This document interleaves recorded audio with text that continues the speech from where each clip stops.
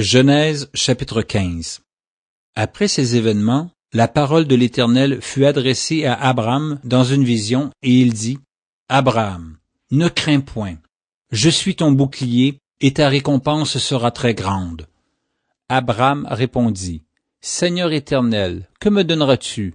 Je m'en vais sans enfant, et l'héritier de ma maison, c'est Éliézer de Damas. » Et Abram dit, « Voici, tu ne m'as pas donné de postérité, et celui qui est né dans ma maison sera mon héritier. » Alors la parole de l'Éternel lui fut adressée ainsi. « Ce n'est pas lui qui sera ton héritier, mais c'est celui qui sortira de tes entrailles qui sera ton héritier. » Et après l'avoir conduit dehors, il dit, « Regarde vers le ciel, et compte les étoiles si tu peux les compter. » Et il lui dit, « Telle sera ta postérité. » Abram eut confiance en l'Éternel, qui le lui imputa à justice.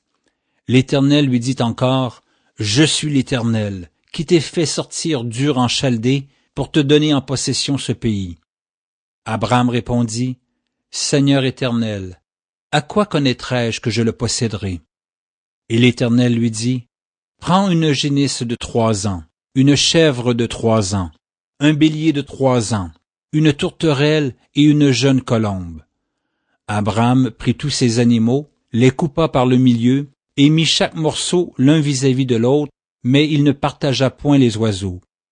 Les oiseaux de proie s'abattirent sur les cadavres, et Abram les chassa.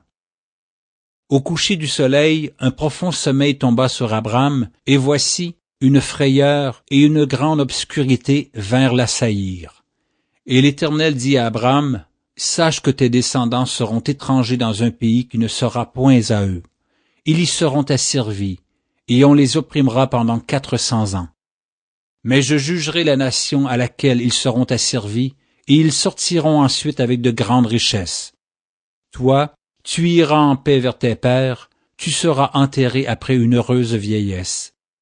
À la 4e génération, ils reviendront ici, car l'iniquité des Amoréens n'est pas encore à son comble. » Quand le soleil fut couché, il y eut une obscurité profonde, et voici, ce fut une fournaise fumante, et des flammes passèrent entre les animaux partagés.